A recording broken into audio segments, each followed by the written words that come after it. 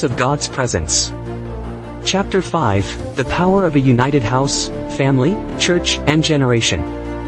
Jesus did not only speak of kingdoms. He spoke of houses and cities. Every city or house divided against itself will not stand. Look at the house you belong to, your family, your community, your church, your spiritual alliances. Division weakens them all. In the unseen realm, I have watched households where one person stood up and said, "No more division. No more invisible war inside these walls. We will fight for unity. We will pray together. We will forgive. We will bless and not curse." When one person chooses unity with heaven, the atmosphere in the house begins to shift. Your family may be broken. Your home may be filled with tension. There may be unspoken pain, unresolved conflicts, silent resentments. Do not underestimate the power of one surrendered warrior in a house.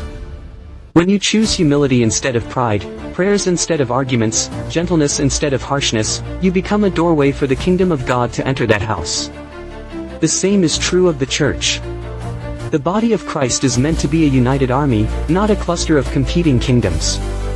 When believers fight over minor issues, slander one another, or prioritize personal platforms over the glory of God, they mirror the divided kingdom, not the united kingdom.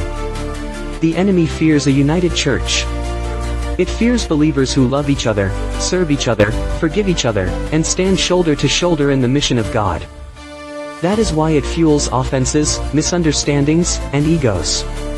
But you are called to be different. You are called to be a peacemaker, not a chaos maker. A builder, not a destroyer.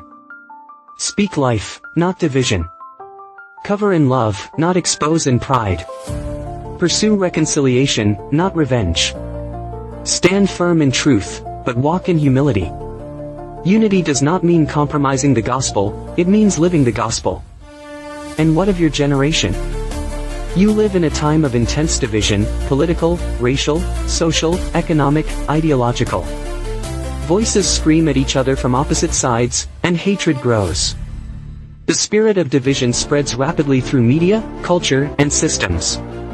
In the midst of this, the King raises up a remnant, men and women who refuse to bow to the spirit of division, who see every human being as one made in the image of God, who speak truth with love, who refuse to dehumanize those they disagree with.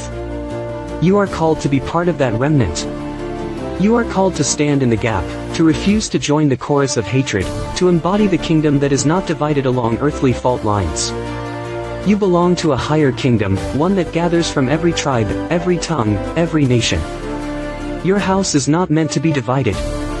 Your church is not meant to be divided. Your generation is waiting for voices that carry heaven's unity. Let that voice be yours.